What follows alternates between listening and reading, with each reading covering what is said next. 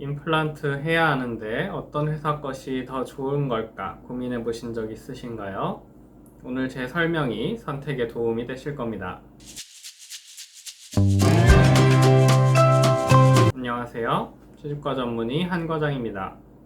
임플란트는 30여 년 전 우리나라에 들어와 발치 후 저작 기능 회복을 위한 틀니와 보철의 대안으로 활용되고 있습니다. 그러다 2010년 후반에 국민건강보험에서 임플란트 보험화로 접근성이 매우 높아져 이제는 임플란트를 안 심는 치과를 찾는 게 더 어려울 정도로 널리 쓰이고 있습니다. 인구수 대비 임플란트 식립 비율을 보면 우리나라는 2010년 이래로 항상 최상위권을 위치하고 있죠. 이렇게 대부분의 국민들이 임플란트에 대해 알고 있지만 막상 심을 때 치과에서 여러 회사 중에서 환자 스스로 고르시라고 하면 어떤 걸 골라야 할지 막막합니다. 어떤 게 좋은 걸까요? 그냥 유명한 거면 될까요? 임플란트는 나사 형태의 뿌리 부분과 겉에 보이는 머리 부분으로 나뉩니다. 보통 임플란트를 심는다고 하면 뿌리 위 나사 형태를 이야기하는 것입니다.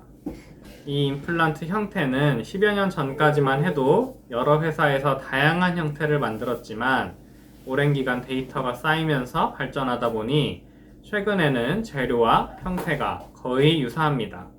그래서 외산이든 국산이든 많이 사용하면서 검증된 것을 쓰신다면 대부분은 충분합니다. 간혹 그 중에서도 가장 좋은 것을 쓰고 싶으니 저에게 추천해달라고 하시기도 합니다. 그럼 저는 식립 부위 상태에 따라서 세계에서 1위하는 외국산 임플란트나 뼈랑 붙는 능력을 극대화한 국산 임플란트 중에서 골라서 권유해드리고 있습니다.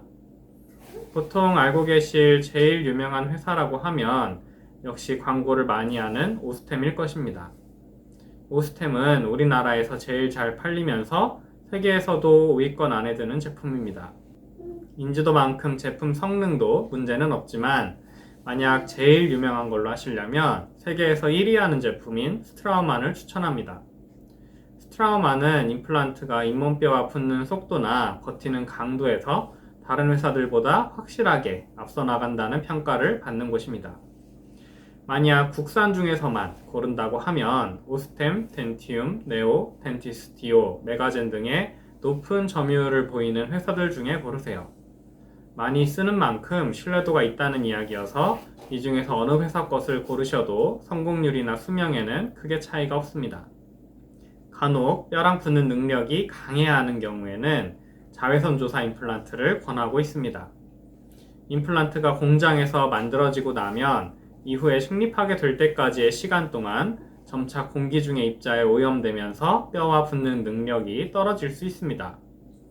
자외선 조사 임플란트는 식립 전에 오염물질을 제거해주는 자외선을 조사하여 갓 생산된 것처럼 뼈랑 잘 붙게 됩니다.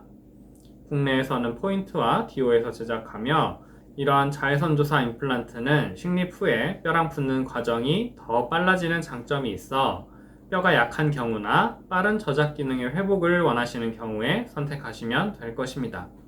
간혹 나사산이 매우 길다거나 식립체의 일부가 깎인 형태 등의 일반적이지 않은 임플란트를 물어보시는 경우가 있습니다.